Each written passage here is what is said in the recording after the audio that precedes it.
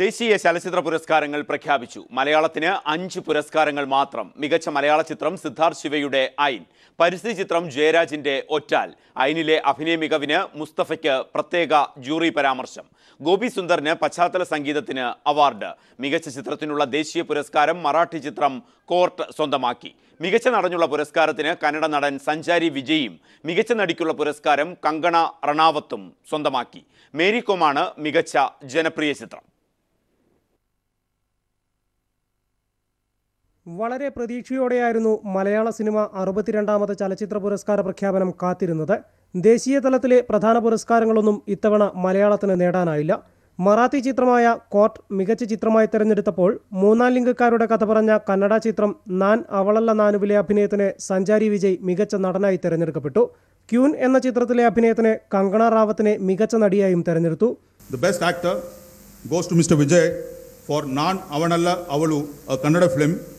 Best actress goes to Kangana Ranaut for a role in the film The Queen. Siddharth Shiva സംവിധാനം ചെയ്ത ഐൻ ആണ് മികച്ച മലയാള ചിത്രം.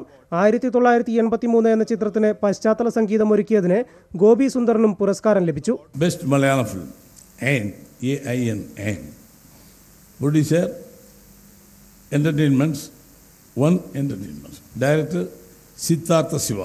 For background score, it is 1983 Malayalam film by the music, background score is by Mr. Gopi Sundar. Jayaraj സംവിധാനം ചെയ്ത ഒറ്റാൽ ആണ് മികച്ച പരിസ്ഥിതി ചിത്രം. ഇതേ ചിത്രത്തിന്റെ തിരക്കഥയ്ക്ക് ജോഷി മംഗലത്തിന് മികച്ച തിരക്കഥയ്ക്കുള്ള പുരസ്കാരവും ലഭിച്ചു. ജയരാജിന്റെ ചിത്രം ഒറ്റാൽ തന്നെ അത്ഭുതപ്പെടുത്തിയെന്ന് ജൂറി ചെയർമാൻ ഭാരതി രാജ പറഞ്ഞു.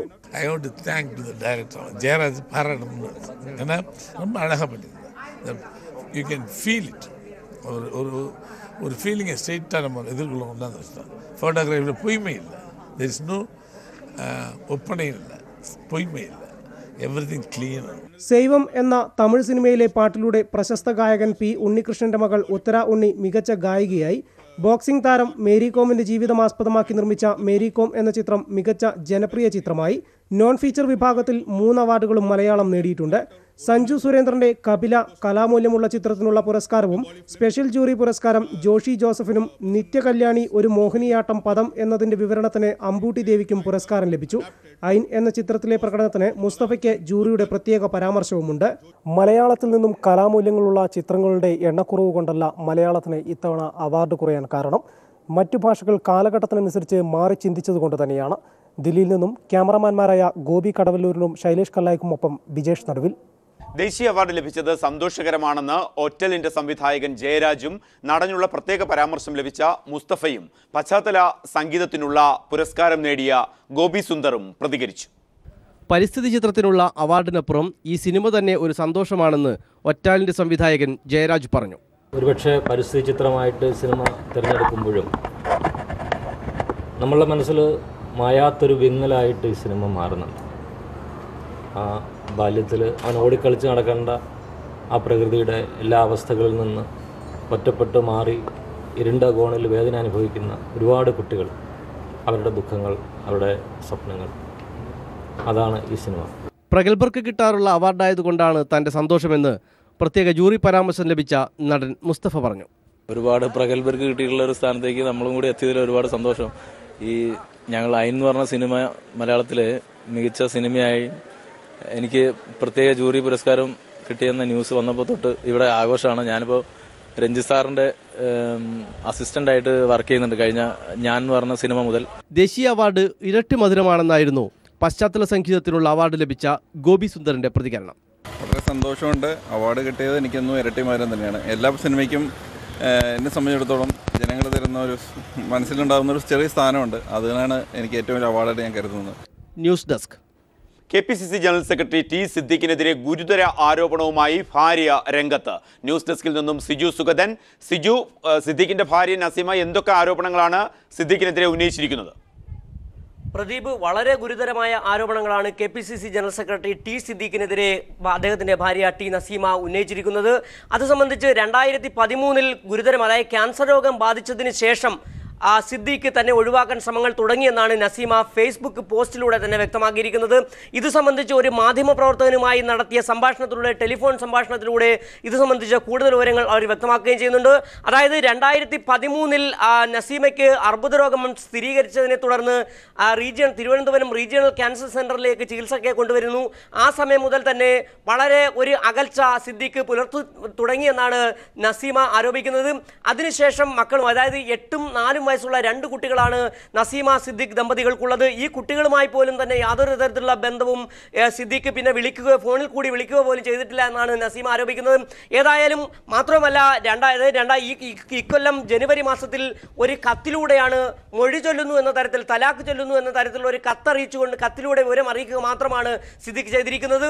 മാത്രമല്ല, മുസ്ലിം മതാചാര പ്രകാരമുള്ള ജമാഅത്തുകളെ, മഹലുകളെ അറിയിക്കുക പോലും ചെയ്യാതെ ഒരു കത്തിലൂടെ മാത്രം നസീമയുമായി ഒരുമിച്ച് പോകാൻ കഴിയുന്നില്ല, അതുകൊണ്ട് തന്നെ വിവാഹമോചനം നേടുന്നു, മൊഴി ചൊല്ലുന്നു എന്ന അർത്ഥത്തിൽ ഒരു കത്ത് അയക്കുക മാത്രമാണ് ടി സിദ്ദീഖ് ചെയ്തിരിക്കുന്നത് എന്നാണ് നസീമ ആരോപിച്ചിരിക്കുന്നത്. വളരെ ഗുരുതരമായ ആരോപണങ്ങൾ. അതിൽ ഏറ്റവും പ്രധാനം ഇതാണ്: 2013 രോഗബാധിതയായതിനു ശേഷം തന്നെ പരിചരിക്കുകയോ താനുമായിട്ടുള്ള ബന്ധം വേർപെടുത്താനുള്ള ശ്രമങ്ങൾ സിദ്ദീഖ് തുടങ്ങിയിരുന്നു. മാത്രവുമല്ല, ശാരീരികമായ ഉപദ്രവം, ഈ രോഗബാധിതയായതിനു ശേഷവും ശാരീരിക ഉപദ്രവം ഏൽപ്പിക്കുക പതിവായിരുന്നു എന്നും നസീമ ആരോപിക്കുന്നുണ്ട്.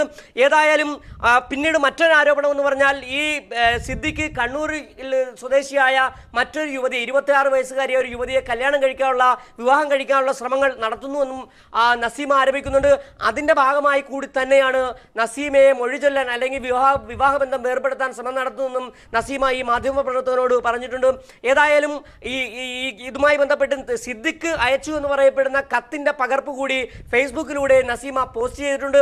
അത് തന്നെ ഒരുപക്ഷെ പ്രേക്ഷകർക്ക് ഇപ്പോൾ തന്നെ കാണാൻ കഴിയും. ഏതായാലും നസീമ ഈ മാധ്യമപ്രവർത്തകനോട് സംസാരിച്ചതിന്റെ മുഴുവൻ രൂപവും, ആ സംഭാഷണത്തിന്റെ മുഴുവൻ രൂപവും നമുക്ക് ഉടൻ തന്നെ പ്രേക്ഷകർക്കായി സംപ്രേഷണം ചെയ്യാൻ കഴിയുമെന്നാണ് ഇപ്പോൾ പറയാൻ കഴിയുന്ന പ്രദീപും. ഏതായാലും KPCC ജനറൽ സെക്രട്ടറിയും അതോടൊപ്പം തന്നെ ഉമ്മൻചാണ്ടിയുടെ അടുത്ത അനുയായിയും എ ഗ്രൂപ്പിന്റെ സമുദായ നേതാവുമായ ടി സിദ്ദീഖ് വളരെ ഗുരുതരമായ ഒരു പ്രശ്നത്തിൽ ചെന്നപ്പെട്ടിരിക്കുന്നു. അതായത് ഭാര്യയെ മൊഴി ചൊല്ലുന്നതിനായിട്ട്, ഭാര്യയുമായിട്ടുള്ള വിവാഹബന്ധം വേർപെടുത്തുന്നതിനായുള്ള ശ്രമങ്ങൾ അദ്ദേഹം 2013 മുതൽ തന്നെ തുടങ്ങിയിരുന്നു. അത് തന്നെ മാത്രമല്ല, നസീമ മറ്റൊരു കാര്യം ആരോപിക്കുന്നുണ്ട്. കാസർഗോഡ് ലോക്സഭാ തെരഞ്ഞെടുപ്പിൽ സിദ്ദീഖ് കാസർഗോഡ് സ്ഥാനാർത്ഥിയെ മത്സരിച്ചിരുന്നു. ആ സമയങ്ങളിലൊക്കെ നസീമയുടെ രോഗത്തെ മുതലെടുത്തുകൊണ്ട് അവരെ ഒരു കാഴ്ച വസ്തുവായി കൊണ്ടു നടന്ന് വോട്ട് നേടാനുള്ള ശ്രമങ്ങളും, സഹതാപത്തിലൂടെ വോട്ട് നേടാനുള്ള ശ്രമങ്ങളും നടത്തിയെന്നും നസീമ ആരോപിക്കുന്നുണ്ട്. ഏതായാലും ടി സിദ്ദീഖ് വ്യവസ്ഥാപിതമായ മാർഗങ്ങളിലൂടെ അല്ലാതെ തന്നെ മൊഴി ചൊല്ലാൻ, അതായത് വിവാഹമോചനം നേടാൻ ശ്രമിക്കുന്നു എന്ന വാർത്തയാണ് ഇപ്പോൾ പുറത്തുവിട്ടുകൊണ്ടിരിക്കുന്നത്. നസീമയുമായി 12 വർഷം, അതായത് 12 വർഷത്തിൽ മുമ്പാണ് നസീമയെ സിദ്ദീഖ് വിവാഹം കഴിക്കുന്നത്. നസീമ കൊല്ലം കരുനാഗപ്പള്ളി സ്വദേശിയാണ്.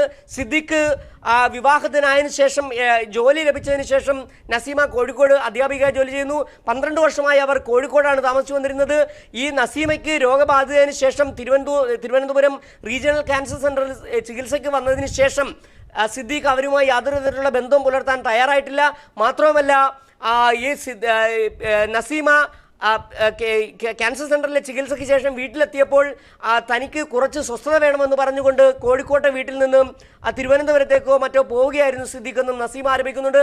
അതിനുശേഷം ഫോൺ വിളിച്ചാൽ പോലും സിദ്ദീഖ് എടുക്കാറില്ലായിരുന്നു, കുട്ടികളുമായി പോലും സംസാരിക്കാറില്ലായിരുന്നു എന്നാണ് നസീമ ഇപ്പോൾ പറയുന്നത്.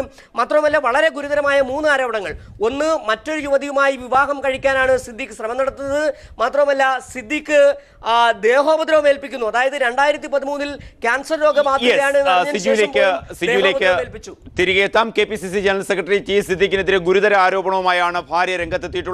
കാമുകിയെ സ്വന്തമാക്കാൻ തന്നെ മൊഴി ചൊല്ലിയെന്ന് കാട്ടി കത്തയച്ചതായി സിദ്ദീഖിന്റെ ഭാര്യ നസീമ വ്യക്തമാക്കുന്നു. സിദ്ദീഖ് ദേഹോപദ്രവം ഏൽപ്പിച്ചുവെന്നും തന്നെ ഉപേക്ഷിക്കാൻ കാരണം ക്യാൻസർ രോഗമാണെന്നും നസീമ പറഞ്ഞു. തന്റെ രോഗത്തിന്റെ പേര് പറഞ്ഞ് സിദ്ദീഖ് കാസർഗോഡ് വോട്ട് പിടിച്ചതായും നസീമ ആരോപിച്ചു. മറുനാടൻ മലയാളി റിപ്പോർട്ടർ ശ്രീകുമാരനുമായി നടത്തിയ സംഭാഷണം പീപ്പിൾ TV പുറത്തുവിടുന്നു. ഞാൻ കഴിഞ്ഞ ഒരു 2013 ഏപ്രിലൊക്കെ ആയപ്പോഴത്തേനും ട്രീറ്റ്മെന്റ് അസുഖം ഐഡന്റിഫൈ ചെയ്തു. നമ്മൾ ട്രീറ്റ്മെന്റിലായിരുന്നു. അപ്പൊ അതിന്റെ ഒരു ഒക്ടോബർ നവംബർ സമയമൊക്കെ ആയപ്പോഴത്തേനും പുള്ളി പിന്നെ ഒരു തിരുവനന്തപുരത്തോട്ടുള്ള ഒരു വരവൊക്കെ വളരെ കുറഞ്ഞു. എപ്പോഴെങ്കിലൊക്കെ വരും എന്ന് വെച്ചാൽ ഒരു ഗ്രാജുവലി ഒരു വേറൊരു പുള്ളിക്ക് ഇടയ്ക്കിടയ്ക്ക് ഇങ്ങനെ ഒരു വേറെ റിലേഷനിൽ ഏർപ്പെടുന്ന ഒരു സ്വഭാവം ഉണ്ടായിരുന്നു.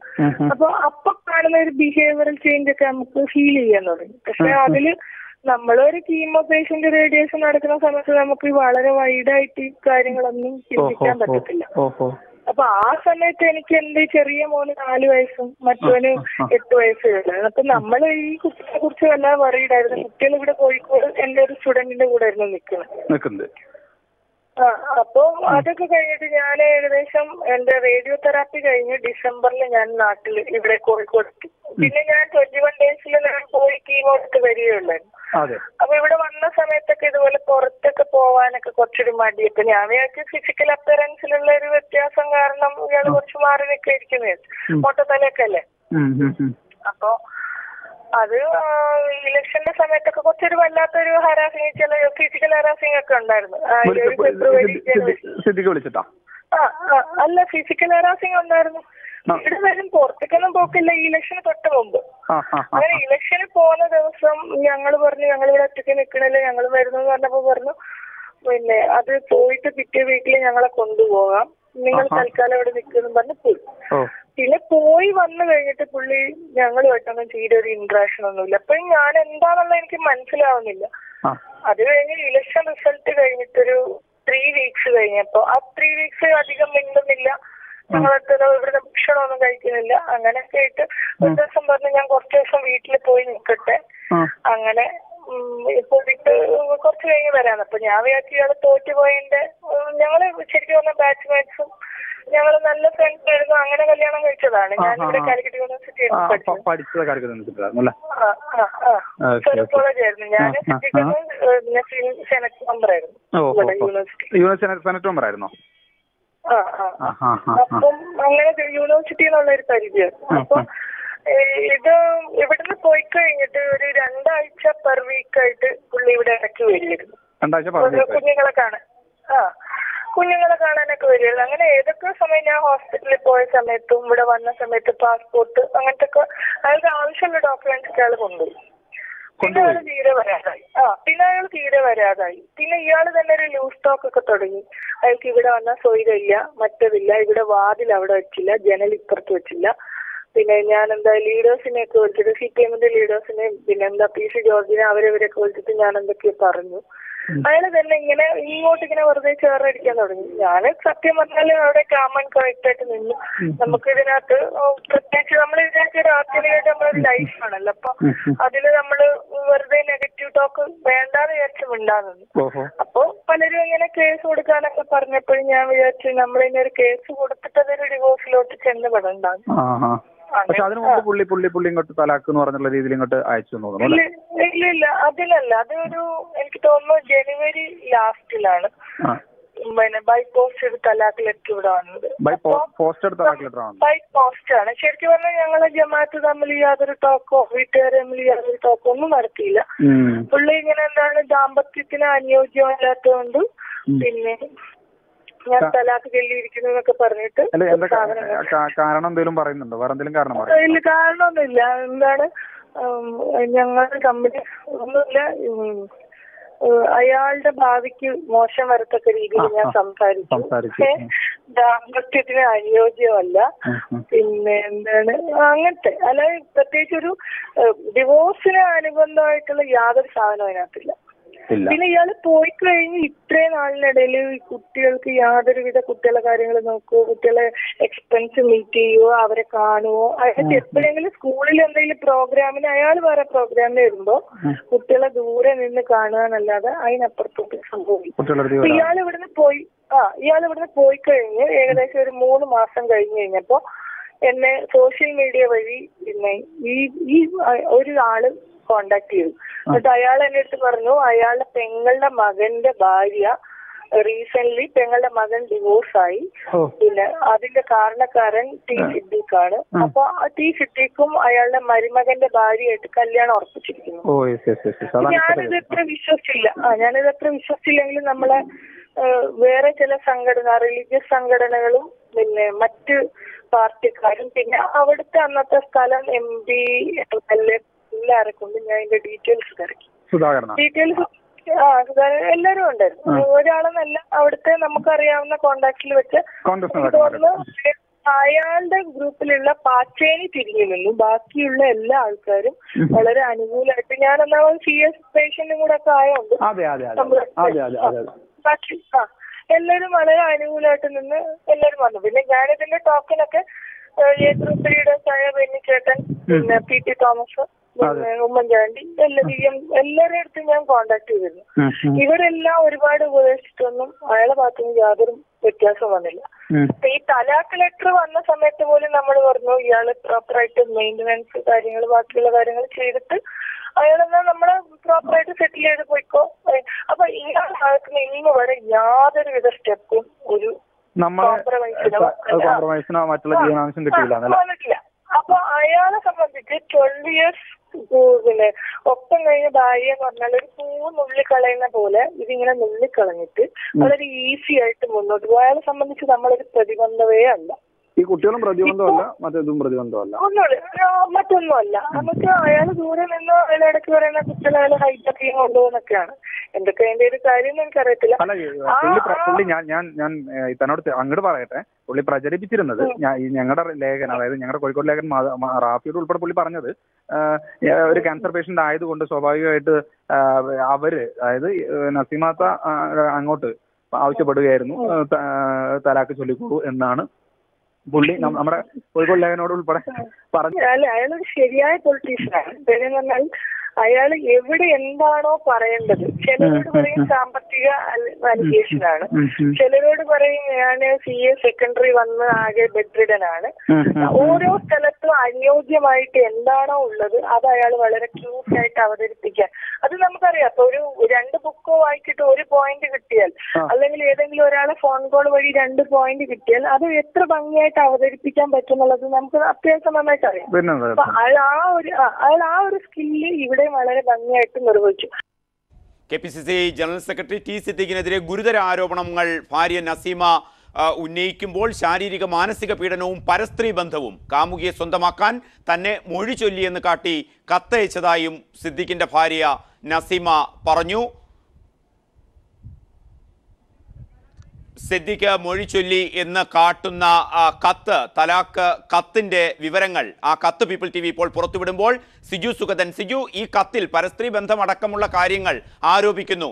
തന്നെ തലാക്ക് ചൊല്ലുന്നുവെന്ന് കാട്ടി കത്തയക്കുക സിദ്ദീഖിന്റെ ഭാര്യ. ആ കത്തിലെ വിവരങ്ങൾ എന്തൊക്കെ? പ്രദീപ്, ഈ കത്ത് അയച്ചിരിക്കുന്നത്, അതായത് T സിദ്ദീഖ് അയച്ചിരിക്കുന്ന കത്ത് 15/1/2015 അയച്ചിരിക്കുന്ന കത്തിൻ്റെ പകർപ്പാണ് ഇപ്പോൾ പീപ്പിൾ TV പുറത്തു വിട്ടുകൊണ്ടിരിക്കുന്നത്.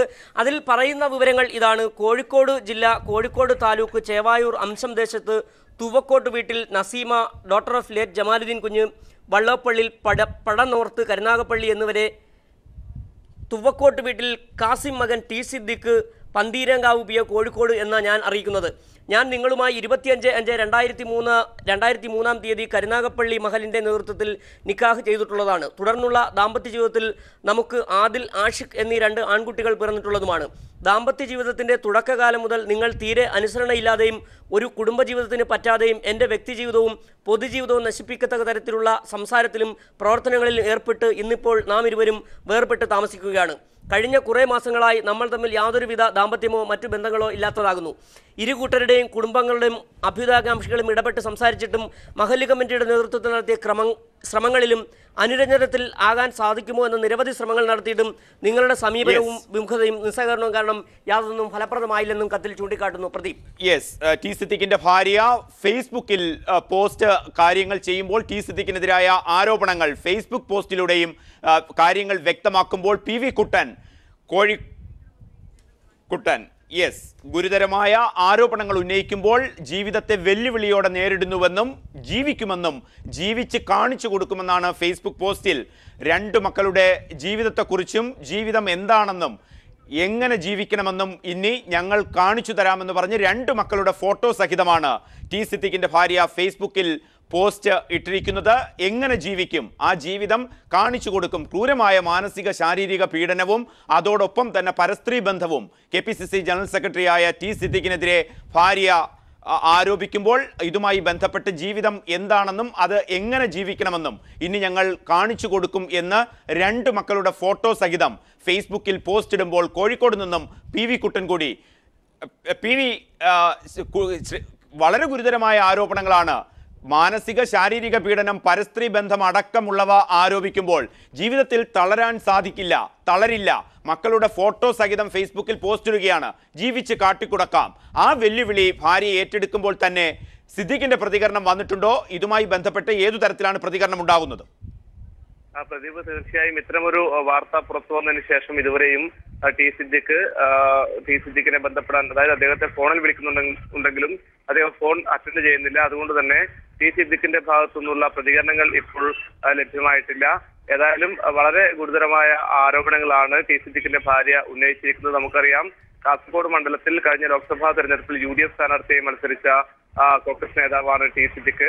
അദ്ദേഹം മത്സരിക്കുന്ന ഘട്ടത്തിൽ ഏതാണ്ട് എല്ലാ സ്ഥലങ്ങളിലും ഭാര്യയുടെ അസുഖമടക്കം ചൂണ്ടിക്കാണിച്ചുകൊണ്ടാണ്, ആ ദയനീയ അവസ്ഥയടക്കം വിവരിച്ചുകൊണ്ടാണ് അദ്ദേഹം വോട്ടഭ്യർത്ഥിച്ചത് എന്നുള്ള കാര്യങ്ങളടക്കം അന്ന് മാധ്യമങ്ങളിൽ വലിയ വാർത്തയായതാണ്. അതിന്റെയൊക്കെ തുടർച്ചയായി ഒരുപക്ഷെ ഇപ്പോൾ വളരെ ഞെട്ടിക്കുന്ന വിവരങ്ങളാണ് പുറത്തു വന്നുകൊണ്ടിരിക്കുന്നത്. അതിന്റെ കൂടെ തന്നെ വളരെ വൈകാരികവും വളരെ സങ്കടകരവുമായ രീതിയിലാണ് ടി സിദ്ദീഖിന്റെ ഭാര്യ ഈ കാര്യങ്ങൾ മാധ്യമങ്ങളോട് പങ്കുവച്ചിരിക്കുന്നത്. പ്രദീപ്, ടി സിദ്ദീഖിന്റെ ഭാര്യ സിദ്ദീഖിനെതിരെ ഗുരുതരമായ ആരോപണങ്ങൾ ഉന്നയിക്കുമ്പോൾ ഇതുമായി ബന്ധപ്പെട്ട് മൊഴി ചൊല്ലുന്ന കത്ത് പീപ്പിൾ TV പുറത്തുവിടുമ്പോൾ ശബ്ദരേഖ ഭാര്യ റിപ്പോർട്ടർ മറുനാടൻ മലയാളി റിപ്പോർട്ടർ ശ്രീജിത്ത് ശ്രീകുമാരനുമായി നടത്തിയ സംഭാഷണം പീപ്പിൾ TV പുറത്തുവിടുമ്പോൾ ന്യൂസ് ഡെസ്കിൽ നിന്നും സിജു സുഗതൻ കൂടി. സിജു, കത്ത്, തലാക്ക് ചൊല്ലുന്ന കത്ത്, അതോടൊപ്പം തന്നെ ഫേസ്ബുക്ക് പോസ്റ്റിൽ ഭാര്യ വെല്ലുവിളിക്കുകയാണ്. 2 കുട്ടികളുടെ, പിഞ്ചു കുട്ടികളുടെ ചിത്രങ്ങൾ സഹിതമാണ് പോസ്റ്റ്. ടി സിദ്ദീഖിനെതിരെ ഉയരുന്ന ആരോപണം, അതോടൊപ്പം തന്നെ ഫേസ്ബുക്ക് പോസ്റ്റ്, മൊഴി ചൊല്ലുന്ന കത്തടക്കം, ഇതുമായി നമുക്ക് ലഭിക്കുന്ന വിവരങ്ങൾ എന്തൊക്കെ? പ്രദീപ്, ഇത് സംബന്ധിച്ച് ഈ വിവരം പുറത്തറിയുന്നത് ഫേസ്ബുക്കിൽ നസീമ തന്നെ പോസ്റ്റ് ചെയ്ത ഒരു പോസ്റ്റിൽ നിന്നാണ്. ഈ സിദ്ദീഖും നസീമയും തമ്മിലുള്ള ദാമ്പത്യബന്ധം തകരാറിലാണ് എന്നുള്ള കാര്യം തന്നെ പുറത്തറിയുന്നത്. അതിൽ തന്നെ ഇങ്ങനെയാണ്: ജീവിതം എന്താണെന്നും എങ്ങനെ ജീവിക്കണമെന്നും ഇനി ഞങ്ങൾ കാണിച്ചു തരാമെന്നാണ് നസീമ പോസ്റ്റ് ചെയ്തിരിക്കുന്നത്. നേരത്തെ തന്നെ നസീമ ഈ മാധ്യമപ്രവർത്തകരോട് സംസാരിച്ചതെന്നും വളരെ വ്യക്തമായ ചില കാര്യങ്ങളുണ്ട്. 2013 നസീമ രോഗബാധിതയായതിനു ശേഷം ഒരിക്കൽ പോലും സിദ്ദീഖ് അവരുമായി ബന്ധപ്പെടാൻ ശ്രമിച്ചിട്ടില്ല. മാത്രമല്ല, കുട്ടികളോട് പോലും ഫോണിൽ സംസാരിക്കാൻ പോലും സിദ്ദീഖ് ശ്രമം നടത്തിയിട്ടില്ല എന്നാണ് പറയുന്നത്. ഇതിൽ തന്നെ അവർ വളരെ വ്യക്തമായി പറയുന്ന ഒരു കാര്യമുണ്ട്: ഈ മുസ്ലിം മതാചാര പ്രകാരം ജമാഅത്ത് കമ്മിറ്റികൾ അറിയാതെയുള്ള തലാഖ് നിയമവിരുദ്ധമാണെന്നും അവർ വാദിക്കുന്നുണ്ട്. പക്ഷേ അവർ പറയുന്ന ഒരു കാര്യം, ഇത് സംബന്ധിച്ച് ഇപ്പോൾ സിദ്ദീഖ് കത്തിൽ ചൂണ്ടിക്കാട്ടിയിരിക്കുന്നത് ബന്ധപ്പെട്ടവരെ അറിയിച്ചുകൊണ്ടാണ് മൊഴി ചൊല്ലുന്നതെന്നാണ്. പക്ഷേ നസീമ പറയുന്നത് ഇത്തരത്തിൽ ബന്ധുക്കളുമായോ അതല്ലെങ്കിൽ ജമാഅത്തുകളുമായി ബന്ധപ്പെട്ടോ മഹലുകളുമായി ബന്ധപ്പെട്ടോ യാതൊരു ചർച്ചകളും സിദ്ദീഖ് നടത്തിയിട്ടില്ല. ഏകപക്ഷീയമായി ഇത് സംബന്ധിച്ച ഒരു തീരുമാനമാണ് സിദ്ദീഖ് എടുത്തതെന്നാണ് നസീമ പറയുന്നത്. മാത്രമല്ല, എന്തായാലും തനിക്കും മക്കൾക്കും നഷ്ടപരിഹാരം ലഭിക്കാതെയുള്ള ഒരു വിവാഹമോചനത്തിന് തയ്യാറല്ല എന്നും നസീമ വ്യക്തമാക്കിയിട്ടുണ്ട്. മാത്രമല്ല, ഇതിൽ വളരെ വ്യക്തമായ ഗുരുതരമായ ചില ആരോപണങ്ങളാണ് നസീമ സിദ്ദീഖിനെതിരെ ഉന്നയിച്ചിരിക്കുന്നത്. അതിൽ ഒന്ന്, രോഗബാധിതന് ശേഷം തന്നെ മൊഴി ചൊല്ലാൻ തന്നെ ഒഴിവാക്കാൻ ശ്രമം നടത്തി. പിന്നീട് കണ്ണൂരുകാരിയായ ഒരു യുവതിയുമായി ബന്ധം, അതായത് വിവാഹം നടത്താൻ പോകുന്നു. മാത്രമല്ല, രോഗബാധിതയായതിനു ശേഷം പോലും തന്നെ ദേഹോപദ്രവം ഏൽപ്പിച്ചിട്ടുണ്ട് എന്ന കാര്യവും നസീമ പറയുന്നുണ്ട്. ഏതായാലും നസീമ തന്നെയാണ് ഇത് ലോകത്തെ അറിയിച്ചിരിക്കുന്നത്. ഇത് സംബന്ധിച്ച് ഒരു മാധ്യമപ്രവർത്തകനോട് അവർ വളരെ വ്യക്തമായ വിവരങ്ങൾ പറയുകയും ചെയ്തിട്ടുണ്ട്. ഏതായാലും KPCC ജനറൽ സെക്രട്ടറിയും മുഖ്യമന്ത്രി ഉമ്മൻചാണ്ടിയുടെ അടുത്ത അനുയായിയുമായ ടി സിദ്ദീഖിനെതിരെ വളരെ ഗുരുതരമായ ആരോപണങ്ങളാണ് ഭാര്യ ഉന്നയിച്ചുകൊണ്ട് രംഗത്തെത്തിയിരിക്കുന്നത് എന്ന് പറയാൻ കഴിയും. സിജു, വളരെ ഗുരുതരമായ ആരോപണങ്ങൾ എന്ന് പറയുമ്പോൾ സ്ത്രീ വിരുദ്ധ സ്വഭാവം അത് എത്രമാത്രമാണ് അതിൽ ശക്തമായി നിലനിൽക്കുന്നത്? ടി സിദ്ദീഖിന് എതിരായി അത് ഉണ്ടാകുമ്പോൾ ശാരീരിക പീഡനം, അതോടൊപ്പം മാനസിക പീഡനം, ഗാർഹിക പീഡന നിയമം അനുസരിച്ചായാലും സ്ത്രീ പീഡന നിയമം അനുസരിച്ചായാലും ഒക്കെയും ഒരു സദാചാര സംഹിതകൾക്ക് അപ്പുറത്ത് ആയിട്ടുള്ള പെരുമാറ്റം സ്വന്തം ഭാര്യയോട് ടി സിദ്ദീഖിൻ്റെത് അങ്ങനെ തന്നെ കണക്കാക്കേണ്ടതുണ്ടോ?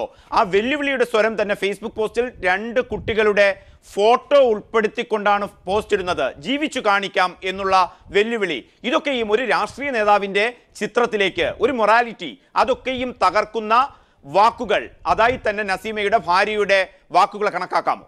പ്രദീപ് ഒരു രാഷ്ട്രീയ പ്രവർത്തകന്റെ അല്ലെങ്കിൽ രാഷ്ട്രീയ നേതാവിന്റെ കാഴ്ചപ്പാടിന്റെ എന്ന് പറയുന്ന തരത്തിലേക്ക് കൊണ്ടുപോകേണ്ടതില്ല. ഒരു മനുഷ്യൻ എന്ന അർത്ഥത്തിൽ, കാരണം ഒരു മാനുഷികതയുടെ പ്രശ്നമാണ് ഇത്. രോഗബാധിതയായ ഒരു സ്ത്രീയെ എങ്ങനെയാണ് ഒഴിവാക്കാൻ കഴിയുന്നത് എന്നുള്ളതാണ്. രോഗബാധിത ആയതുകൊണ്ട് വിവാഹ ബന്ധത്തിൽ നിന്ന് 2 കുട്ടികളുടെ പിതാവ് എന്ന സ്ഥാനത്തിൽ നിന്ന് ഒഴിയാൻ കഴിയുമോ എന്നുള്ള വളരെ പ്രസക്തമായ ഒരു ചോദ്യമാണ്. രാഷ്ട്രീയ നേതാവ് എന്നുള്ള കാര്യം നമുക്ക് വിടാം. ഇത് സംബന്ധിച്ച് ഇത്തരത്തിൽ നസീമ തന്നെ രോഗത്തോട് അറിയിക്കുന്നു. അതുകൊണ്ട് തന്നെ വരും ദിവസങ്ങളിൽ അല്ലെങ്കിൽ രാഷ്ട്രീയ കേരളവും സാംസ്കാരിക കേരളവും കേരള ജനത ഒന്നടങ്കം ഈ വിഷയം ചർച്ച ചെയ്യുമെന്നുള്ള കാര്യം ഉറപ്പാണ്. പ്രദീപ്, ടി സിദ്ദീഖിനെതിരെ ഗുരുതര ആരോപണമാണ് ഭാര്യ ഉന്നയിച്ചിരിക്കുന്നത്. സിജു സുഗതൻ, ന്യൂസ് ഡെസ്കിൽ നിന്നും.